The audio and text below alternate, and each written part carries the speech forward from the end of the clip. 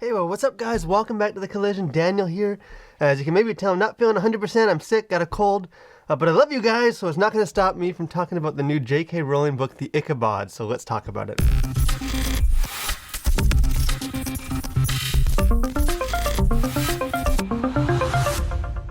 So we haven't done a whole lot of book reviews here at The Collision.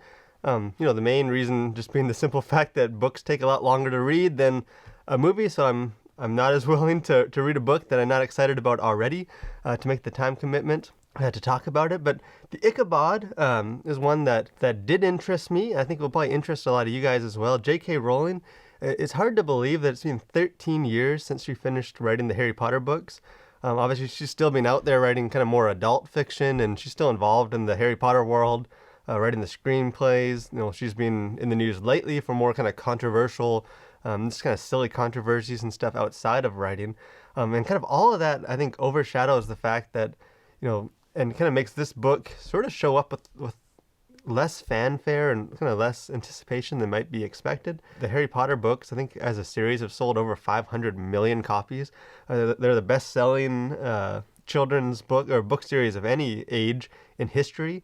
Even now, if you look at like Amazon and some of those year-end reports, the books are still on the best-selling books of the year list. Just a beloved author, beloved series. So the Ichabod, before we kind of get into the story and what I thought about it, it's important for some, if you haven't started this book yet, to keep your expectations in check. This isn't kind of the next Harry Potter. It was never intended to be that. Kind of the story behind this book is this was a story that she had been telling to her kids like a decade ago, back when she was writing Harry Potter, just sort of before bed, just for fun. Eventually just sort of stopped to what she never really intended to release this or publish it. And then as COVID hit and kids are isolated and not able to go out to playgrounds and hang out with their friends like they used to, kind of as just a way to give back to them, give them something to do, she kind of went up into her attic, found this story, and started releasing chapter by chapter for free on her website. I think they're still up there. If you don't necessarily want to buy the book but are interested in checking it out, you can read the story for free on her website. And then as she kind of eventually finished the story, she put it into this hardcover book.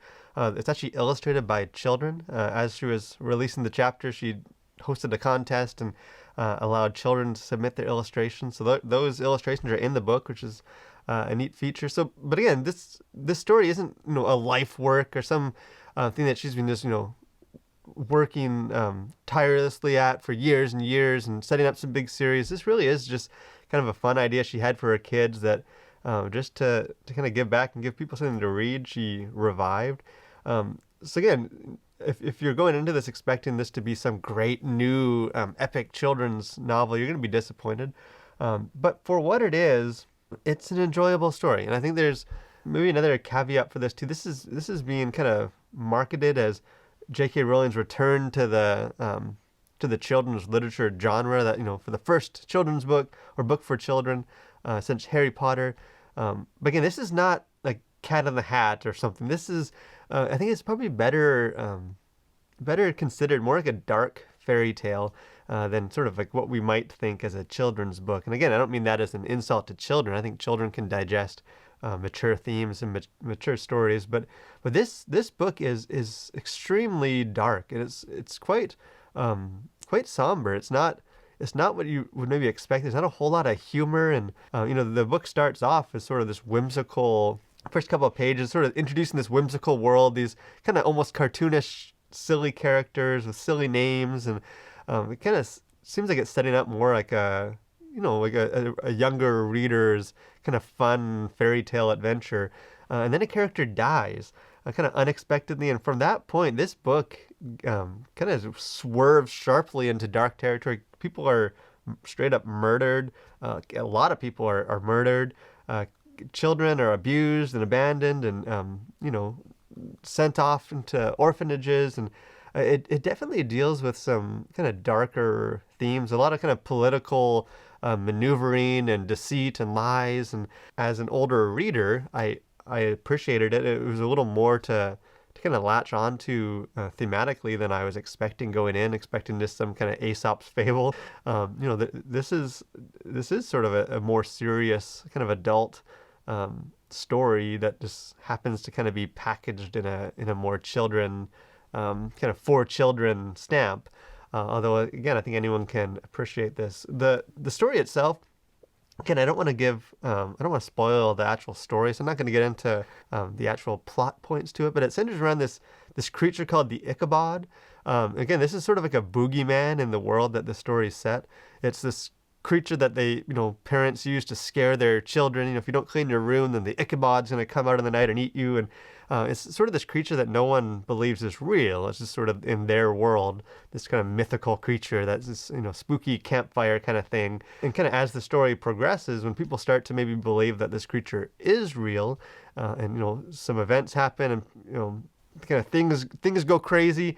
People start kind of latching on to this idea and kind of using the fear of this creature to kind of start seizing power and control, and kind of that manifests itself in a lot of different ways. And I think one of the things that I think is a strength for this book is that even though it's the title, again, I won't spoil whether the Ichabod is real or if it's just make believe, but kind of like a lot of classic monster stories, if you think I can film, like Jaws and Alien or A Quiet Place and all those kind of the real good monster movies, what makes those movies good, and if you kind of listen to the directors and the storytellers kind of explain their reasoning, is that for them what's more interesting is kind of the effect that this creature has on the characters when it's off screen is usually a lot more kind of interesting than necessarily what the creatures just front and center running around eating people, and that stuff gets old pretty quick. But you can deal with a lot of interesting themes kind of with fear and kind of what that leads us to do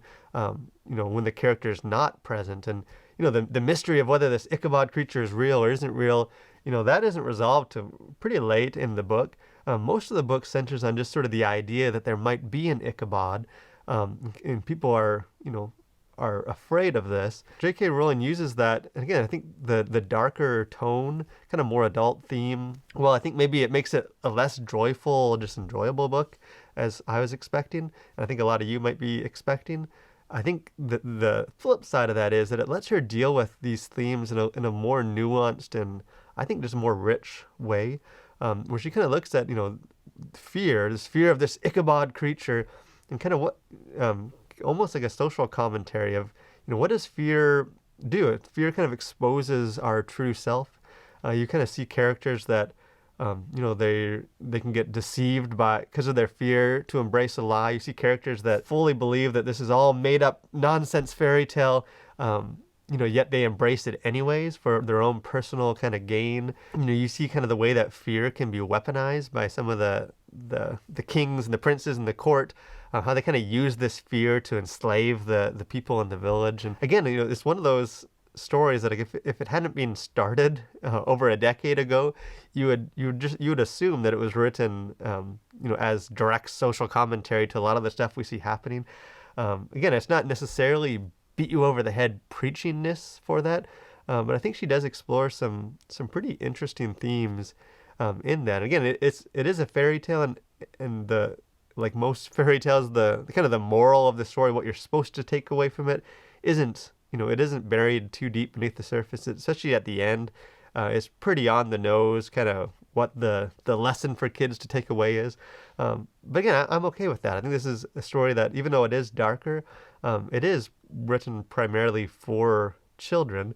And I don't think it needs to be real subtle. I think it's nuanced the way she deals with some of that theme. But again, I think that the moral itself is sort of rising up and kind of overcoming this fear of the unknown, and kind of trusting people, and kind of how kind of hate breeds hate.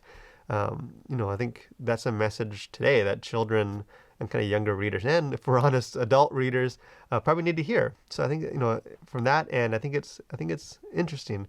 So again, I think this isn't a story that I think are people going to be talking about this or rereading it every year? Or is it going to develop some kind of fandom like Harry Potter did? No, it's not. I don't think it ever was intended to do that. And again, I think it's an unfair comparison to even compare it to Harry Potter. These are very different stories.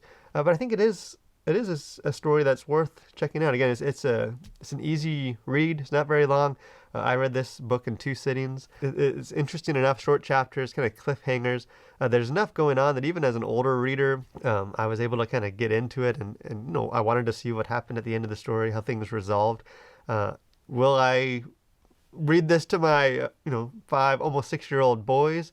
No, I think it is too dark. It is too kind of violent and gritty, and it's just not silly enough. There's really, I don't think I can remember one moment where I laughed while I was reading it, or laughed out loud. It's not really meant to be a book like that. So again, I think maybe more in like the 12-year-old range is probably the sweet spot for this book. But again, all kids are different, all adults are different. But again, I think it is on our website if you want to check it out. If you don't want to pay for it, it is a good looking book. Again, those illustrations in from the children is just kind of worth as a keepsake on my library. But if you're interested in seeing if you'll like it or not, maybe go check it out on the website. But again, if you guys do get this book, if you guys do kind of work your way through it, I'd be interested to hear what you think of it. If this is the kind of book, especially maybe if you're reading it to younger kids, or maybe if you've already read it while she was releasing the chapters online, I'd love to hear what you guys thought of this book. Did you guys enjoy it? Do you guys enjoy it more than I did? Were you guys kind of let down, hoping for more? I think probably the most exciting thing about this book is that I hope as a big Harry Potter fan, that this sort of is foreshadowing that J.K. Rowling was going to return back to kind of that children's literature genre that she spent a decade just dominating and really redefining for so many of us that grew up in that time period. But hey guys, thanks for checking this out. Thanks for joining me for the Collision Book Club. Again, I think we'll have some more. Ready Player 2 is a book coming out, I think, next week or 2 weeks from now. That's another one I'll be reading, and we'll probably be doing a review for. So we will have some more book reviews. If there's any books out there that you guys are interested in having us talk about, again, let me know. And I'm always looking for book recommendations. But I guess if you haven't done so, make sure you subscribe to our channel.